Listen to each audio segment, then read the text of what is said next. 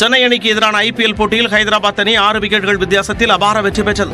ஹைதராபாத்தில் நேற்றிரவு நடைபெற்ற போட்டியில் டாஸ் வென்ற ஹைதராபாத் அணி பந்து வீச்சை தேர்வு செய்தது. அதன்படி முதலில் களமிறங்கிய சென்னை அணியின் தொடக்க வீரர்கள் மந்தமான ஆட்டத்தை வெளிப்படுத்தினர். பின்னர் அதிரடி ஆட்டத்தை வெளிப்படுத்திய சிவம் துபே அரை சதம் அடிப்பார் என எதிர்பார்க்கப்பட்ட நிலையில் 45 ரன்களில் ஆட்டமிழந்தார். அடுத்து களமிறங்கிய ஜடேஜா தனது பங்கிற்கு 31 ரன்கள் விளாசினார். சென்னை அணி நிர்ணயிக்கப்பட்ட 20 ஓவர்களின் முடிவில் 5 விக்கெட் இழப்பிற்கு 165 ரன்களை எடுத்தது.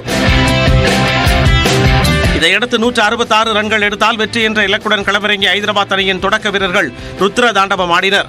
அபிஷேக் சர்மா 12 பந்துகளில் 3 பவுண்டரி 4 சிக்சர்கள் பறக்கவிட்டு 37 ரன்களுக்கு ஆட்டமிழந்தார். மற்றொரு தொடக்க வீரர் ஹெட் 31 ரன்களில் ஆட்டமிழந்தார். மார்க்ரம் பொறுப்புடன் ஆடி அரை சதம் அடித்தார். இறுதியில் ஹைதராபாத் அணி 18.1 ஓவர்களில் 4 விக்கெட் இழப்பிற்கு 166 ரன்கள் எடுத்து அபார வெற்றி பெற்றது. இந்த போட்டியில் ஆட்டநாயகன் விருதை அபிஷேக் சர்மா வென்றார்.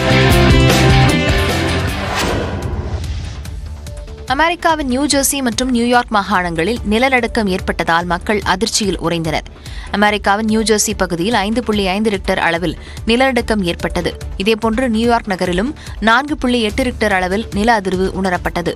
இதனால் புரூக்ளின் பகுதியில் கட்டடங்கள் குலுங்கின. பென்சில்வேனியா, பால்டிமோர், பிலடெல்பியா, கனெக்டிகட் உள்ளிட்ட இடங்களிலும் நில அதிர்வு உணரப்பட்டது. நியூயார்க்கில் உள்ள ஐநா பாதுகாப்பு கவுன்சிலின் அவசர கூட்டத்தில் காசா போர் குறித்து விவாதிக்கப்பட்டு வந்த நிலையில் நில அதிர்வு உணரப்பட்டதால் அந்த கூட்டம் தற்காலிகமாக இடைநிறுத்தம் செய்யப்பட்டது.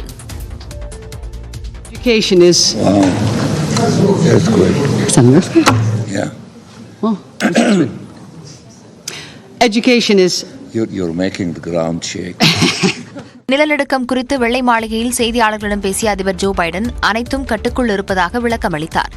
இந்தியாவில் காஷ்மீர் மாநிலத்தில் உள்ள கிஷ்த்வார் பகுதியில் நேற்றிரவு 11 மணி அளவில் நில அதிர்வு உணரப்பட்டது. இது ரிக்டர் அளவுகோலில் 3.2 பதிவானதாக நில அதிர்வுக்கான தேசிய மையம் தெரிவித்துள்ளது.